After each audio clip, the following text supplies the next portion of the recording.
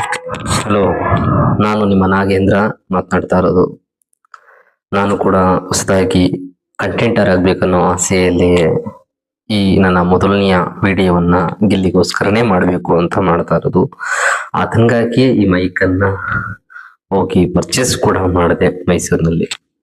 ಯಾಕೆ ಇಡೀ ಕರ್ನಾಟಕ ಜನತೆ ಗೆಲ್ಲಿ ಗೆಲ್ಲಿ ಅಂತ ಬಹಳಷ್ಟು ಅಭಿಮಾನವನ್ನ ತೋರಿಸ್ತಾ ಇದೆ ಅಂತ ಯೋಚನೆ ಮಾಡಿದಾಗ, ಹೌದಲ್ವಾ, ಒಬ್ಬ ದೇಶೀಯ ಪ್ರತಿಭೆಗೆ ನಾವೆಲ್ಲರೂ ಕೂಡ ಬೆಂಬಲ ಸೂಚಿಸೋದು ಎಷ್ಟು ಮಹತ್ವ ಅನ್ನೋದು. ಯಾಕಂದ್ರೆ ಇವತ್ತಿನ ಸಾಮಾಜಿಕ ಜಾಲತಾಣಗಳಿಲ್ಲ ಅಂದಿದ್ರೆ ಎಷ್ಟೋ ಪ್ರತಿಭೆಗಳು ನಮ್ಮ ಮುಂದೆ ಬರ್ಲಿಕ್ಕೆ ಸಾಧ್ಯವಾಗ್ತಿರ್ಲಿಲ್ವೇನೋ ಅನ್ನೋದಕ್ಕೆ ಅನೇಕ ಸಾಕ್ಷಿಗಳನ್ನ ನಾವು ನೋಡ್ಬೋದು. ಸಾಮಾಜಿಕ ಜಾಲತಾಣದಿಂದ ಎಷ್ಟು ದುರುಪಯೋಗ ಇದೆಯೋ ಅಷ್ಟೇ ಉಪಯೋಗಗಳು ಕೂಡ ಸಾಕಷ್ಟಿವೆ.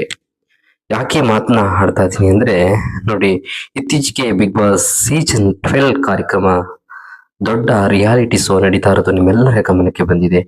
ಈ ಹಿಂದೆ ಸಾಕಷ್ಟು ಸೀಸನ್ಗಳು ಮುಗಿದಿವೆ, ಗೆದ್ದಿದ್ದಾರೆ. ಆದ್ರೆ ಅದರಲ್ಲಿ ಎಷ್ಟೋ ಜನ ಇವ್ರು ಗೆಲ್ಲಬೇಕಾಗಿತ್ತು, ಇವ್ರು ಗೆಲ್ಲಬಾರ್ದಾಗಿತ್ತು ಅನ್ನೋ ಚರ್ಚೆಗಳೇ ಸಾಕಷ್ಟಿದ್ದು. ಯಾಕಂದ್ರೆ ಯಾವ ರೀತಿ ಆಧಾರದಲ್ಲಿ ಕ್ರೇಜ್ ಇದೆ ಕರ್ನಾಟಕದಲ್ಲಿ ಅನ್ನೋದೇ ಗೊತ್ತಾಗ್ತಿರ್ಲಿಲ್ಲ. ಆದ್ರೆ ಈ ಸೋಷಿಯಲ್ ಮೀಡಿಯಾಗಳು ಬಂದ ಮೇಲೆ ಒಂದಷ್ಟು ಪ್ರಜ್ಞೆಗಳು ಕೂಡ ನಮ್ಮಲ್ಲಿ ಮೂಡ್ತಾ ಬಂದು ಯಾರ ಬಗ್ಗೆ ಒಲವಿದೆ ಕರ್ನಾಟಕದಲ್ಲಿ ಅನ್ನೋದು ಕೂಡ ಬಂತು. ಈಗ ಬಿಗ್ ಬಾಸ್ ಸೀಸನ್ 12 ನೀವು ನೋಡ್ತಾ ಇರ್ಬೋದು. ಗೆಲ್ಲಿ ಮೇಲೆ ಸಾಕಷ್ಟು ಅಭಿಮಾನಗಳು ಬರ್ತಾವೆ.